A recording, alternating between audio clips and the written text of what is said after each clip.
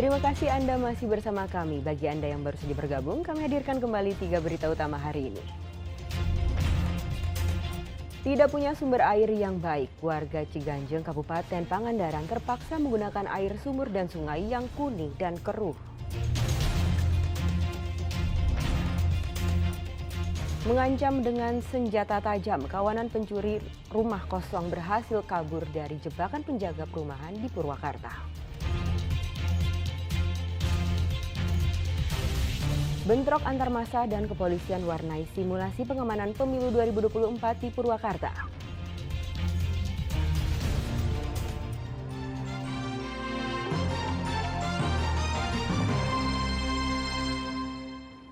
Meninggalkan tas berisi uang dan dokumen, mobil seorang warga Kabupaten Karawang dibobol maling di parkiran sebuah area olahraga. Pencurian tersebut terekam kamera pemantau sebuah toko di dekat tempat kejadian. Sebuah mobil yang diparkirkan di sebuah arena olahraga di Jalan Suroto Kunto, Kecamatan Adiarsa Timur, Karawang, dipecahkan kacanya oleh pencuri yang mengambil sebuah tas kecil yang ditinggalkan pemiliknya dalam mobil Selasa malam. Dalam rekaman kamera pemantau, pencuri tersebut sempat mengintai mobil lalu pergi. Namun tak lama kemudian lelaki tersebut kembali lagi dan langsung memecahkan kaca bagian kiri belakang mobil, mengambil tas korban lalu melarikan diri.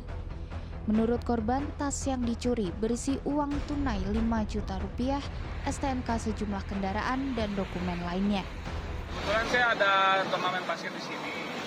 Pas itu tim basketnya Mas Final di sini. Pas pulang melihat mobil udah jebol pintu belakangnya sebelah kiri. Apa aja yang hilang? Yang hilang itu tas saya, di dalamnya ada dompet, uang tunainya 5 juta. Terus ada buku tabungan, ada STNK, SIM, KTP, semua hilang, kartu kredit. Berbekal rekaman kamera pemantau milik sebuah toko tak jauh dari tempat kejadian, korban telah melaporkan kasus pencurian tersebut ke polisi. Syamsunur Syam melaporkan dari Karawang. Polres Garut terus melakukan pengembangan atas kasus pembunuhan seorang penggiat sosial oleh geng motor pekan lalu. Polisi juga menggeledah rumah keempat tersangka.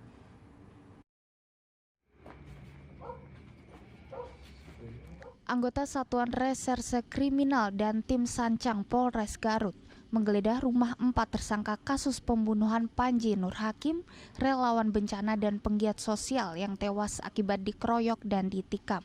Lokasi penggeledahan berada di kawasan Ciparai, Kecamatan Karangpawitan. Dari rumah para tersangka, polisi menemukan banyak senjata tajam dan atribut geng motor yang diduga dipakai saat menganiaya korban. Polisi juga menyita 2 sepeda motor milik tersangka. Polisi juga memeriksa beberapa orang teman tersangka untuk pengembangan penyidikan. Untuk yang sudah kita periksa berjumlah 13, sementara saat ini sudah 4 orang yang sudah kita tetapkan tersangka. Kalau motifnya udah diketahui nggak? Ya untuk motifnya kesalahpahaman. Kesalahpahaman ada juga yang sekiranya miskomunikasi lah kalau kita bilang. Kesalahpahaman di lapangan sehingga berkembang menjadi tidak sesuai dengan yang diucapkan. Sebelumnya warga Garut dihebohkan dengan tewasnya Panji Nur Hakim, warga kampung Situ Gede, Desa Situjaya, Kecamatan Karangpawitan. Ia diduga kuat dibunuh sejumlah pemuda berandalan bermotor pada Minggu dini hari. Dari 13 orang saksi yang diperiksa, ada kemungkinan beberapa di antaranya dinaikkan statusnya sebagai tersangka. Eko Setiabudi melaporkan dari Garut.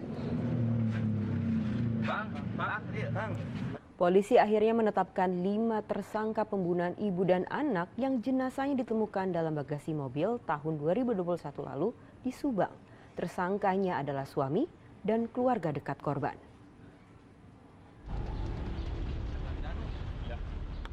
Polda Jabar telah menetapkan 5 orang tersangka kasus pembunuhan ibu dan anak di Kabupaten Subang tahun 2021 lalu.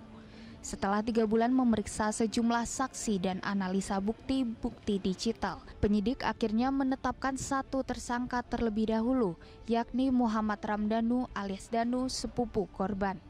Danu 2 pekan sebelumnya mengakui perbuatan mengetahui pembunuhan tersebut, namun penyidik memastikan kembali dengan bukti-bukti yang ada.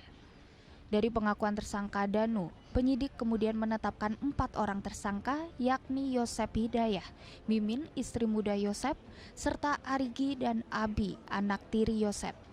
Polisi menahan Danu dan Yosep, sementara 3 tersangka lainnya belum ditahan dan masih dalam pemeriksaan.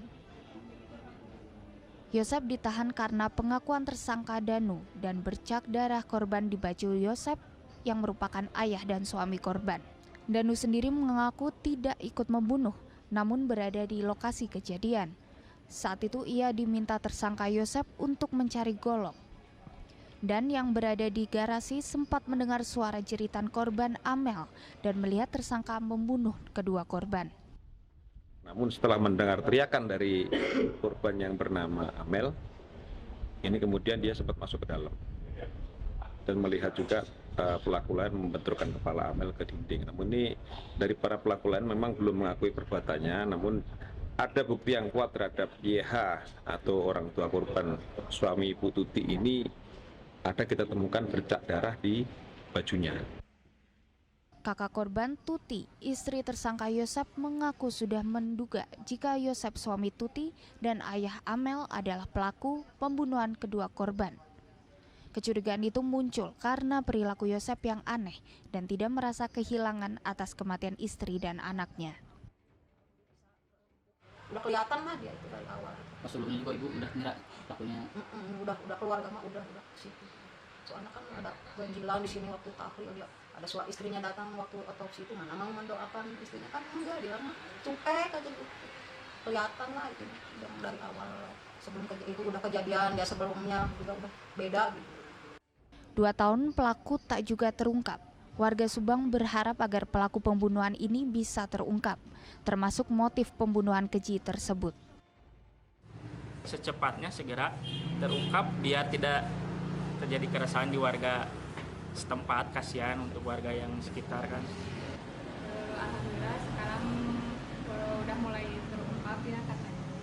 Kiranya ya saya nggak ngira-ngira ke keluarga kirain siapa gitu, yang dari luar atau yang nggak suka. Aksi pembunuhan terhadap ibu dan anak di Jalan Cagak, Subang terjadi tanggal 18 Agustus 2021 lalu. 2 jenazah ditemukan di bagasi mobil mewah yang diparkir di garasi rumah. Berbagai upaya telah dilakukan polisi untuk mengusut kasus ini, dan setelah 2 tahun, kasus ini baru terungkap setelah Danu, sepupu korban, menyerahkan diri. Muhammad Rizal dan Zainal Arifin melaporkan dari kota Bandung dan Subang.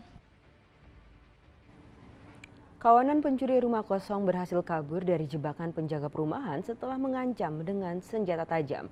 Diduga kawanan itu berjumlah 4 orang. Aksi penjaga portal menutup pintu keluar masuk perumahan ini untuk menghalang kawanan pencuri rumah kosong yang kabur. Namun saat portal berhasil ditutup, 2 dari kawanan pencuri itu turun dengan membawa senjata tajam. Sontak penjaga portal perumahan kabur. Kawanan itu mengambil kesempatan dengan membuka portal dan meninggalkan lokasi. Peristiwa ini terjadi di Perum Bukit Kencana Residen Cibening, Purwakarta pada Rabu malam lalu. Penjaga portal mengaku ia kabur karena diancam dengan senjata tajam. Diduga jumlah pencuri ada 4 orang. Dia langsung nodong. Ngurangin bapak. Iya. Dia bawa apa ini Pak? Bawa samurai. Bawa samurai. Iya. Kelihatannya berapa orang Pak dari dalam mobil? 4 sih. 4 orang. Iya. Turun 2. Turun 2. Iya. Berarti yang di dalam termasuk sopirnya 2 orang. Iya. Security perumahan mengatakan rumah yang dibobol kawanan pencuri adalah rumah kosong yang sudah lama ditinggal pemiliknya. Ditutup mah ditutup, cuman belum sampai diikat dan lain-lain. Ternyata yang bawa mobil itu bawa sajam lah kan gitu. Jadi dia kabur, menyelamatkan diri gitu. Pak, kalau ini rumah kondisinya emang sudah lama kosong Pak? Kurang begitu tahu, yang jelas emang kosong kata Pak RT. Belum diketahui harta benda yang dibawa kabur para pelaku, tetapi sejumlah pakaian dan sepatu dilaporkan telah hilang. Kasus ini telah dilaporkan ke kepolisian. Zainal Arifin melaporkan dari Purwakarta.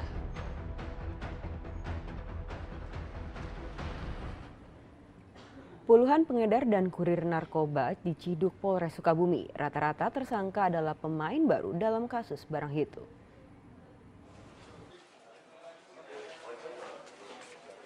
Puluh pelaku pengedar dan kurir narkoba di wilayah Sukabumi Kota diciduk.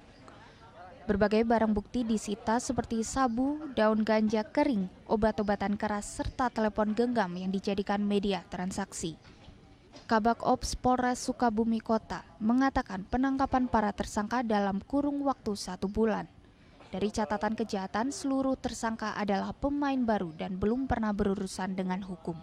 Ada 29 TKP yang sudah kita lakukan pengungkapan dan ada 37 tersangka yang sudah kita amankan. Dari 37 tersangka ini dari berbagai usia dari 17 sampai 30 tahun itu ada 23 orang, kemudian 30 tahun ke atas itu ada 14 orang. Kemudian dari 29 TKP ini tersebar di 11 kecamatan yang berada di wilayah hukum Polres Sukabumi Kota. Para tersangka dijerat Undang-Undang Narkotika dengan ancaman hukuman 12 tahun penjara. Asep Didi melaporkan dari Kota Sukabumi.